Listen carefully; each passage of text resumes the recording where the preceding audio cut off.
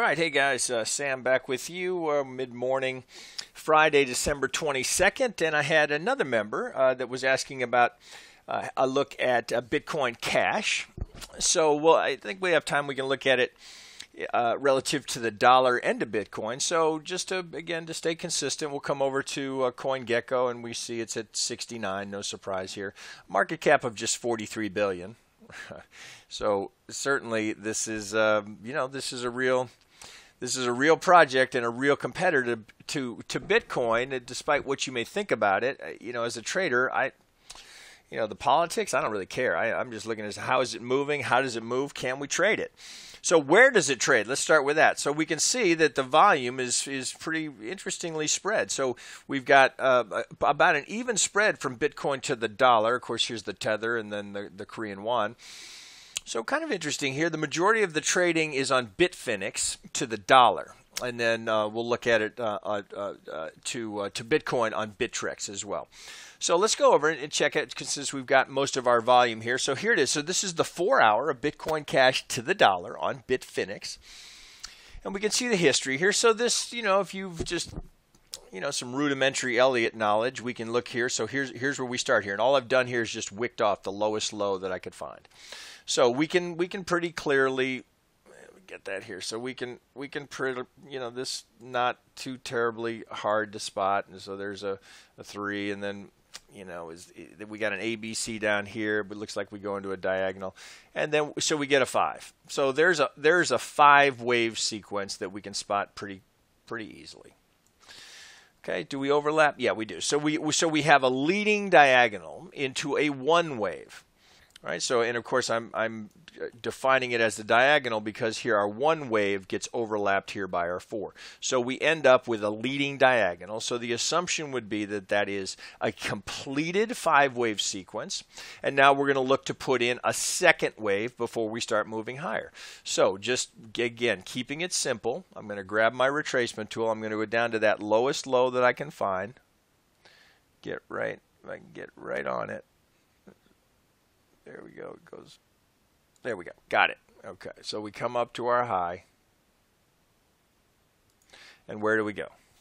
All right, guys. This is getting to be silly. I mean, the number of times that I have shown this to you, I don't know how anyone, can't be sitting, waiting. So once again, we're yet back into our hot box. Where we go between the 618 and the 65, and then there's the Vegas wave as well, offering a little support, this prior resistance. So it's all right there. So we are literally coming into the textbook highest probability zone. Where do we expect to see a 2-wave relative to a completed 1? And the fact that it's a diagonal would suggest that we go deeper than the 50, which we do. So we come right into our little hot box, and then that's where algos are going to buy it, and look at the reaction we get. So we've gone from, what was our low here, 1600, and we're back to 2390. So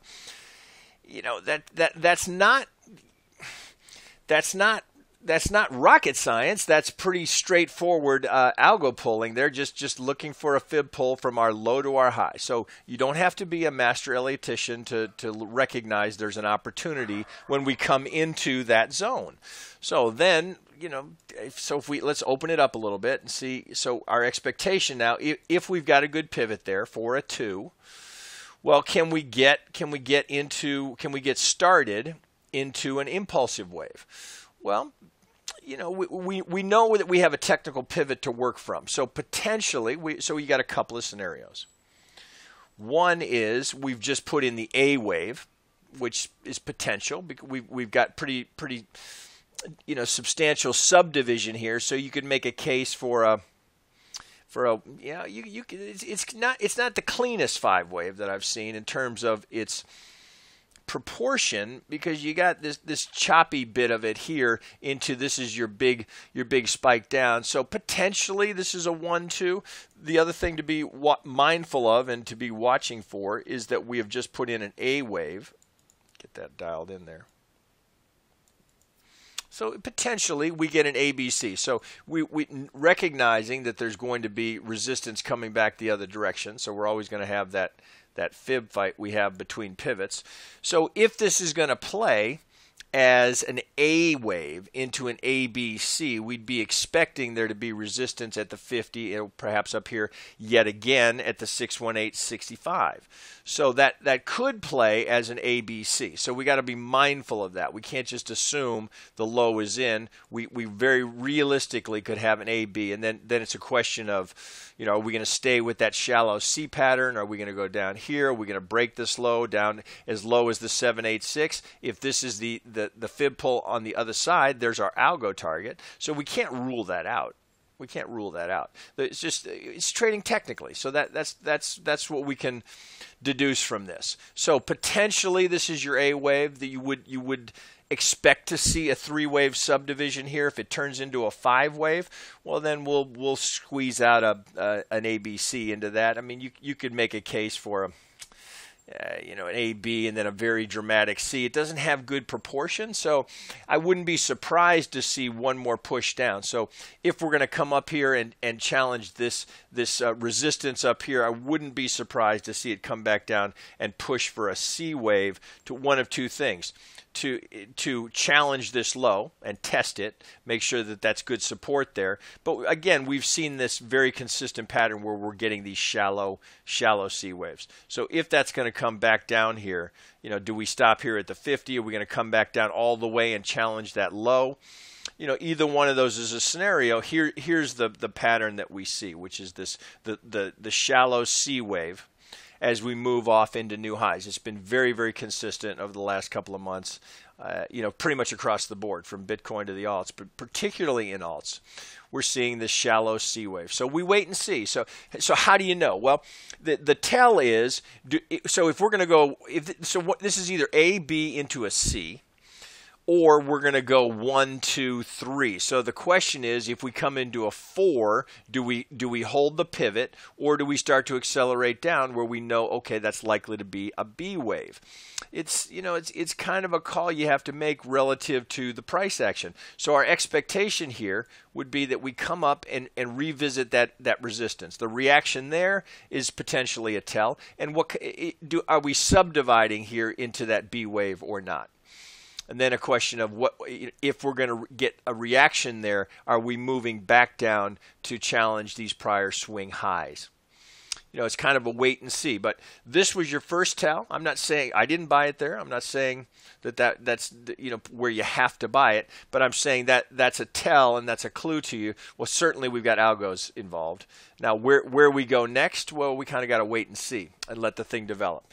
So let me stop on that and move over to Bitcoin.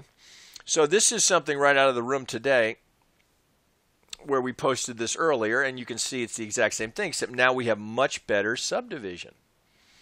So same idea, right? So again, it's hundreds of times I've shown this to you, hundreds. Here's our 2.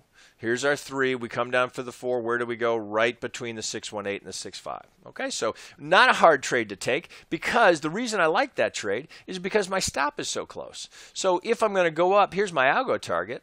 If I'm going to go up and put in my 5th of my 3rd there, I'm getting 9 to 1. So this was, fairly easy to pull the trigger on that because the stop is so close. So the risk reward is outstanding. So you don't need to be fearful of taking that trade. If anything, that's one you can be a little bit more aggressive on because you have the tight stop and the risk control is in place. And that's a good pivot. So given now, unlike the dollar, we get the subdivision that we want to see. We get a much cleaner subdivision here spread to Bitcoin.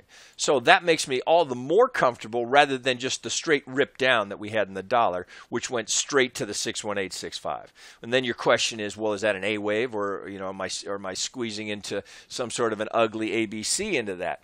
This is a much cleaner trade. I prefer this trade. We're in this trade. I like this trade, but remains to be seen. So do we need to get impulsive here? So from this low, we're expecting to see 5-wave subdivision to come back up and work towards our target here. So a nice looking trade there. Exactly what A, B, C into the correction, into the hot box, tight stop, good risk, good upside, great risk reward ratio. That's one you got to take. All right, guys, I'll wrap it there.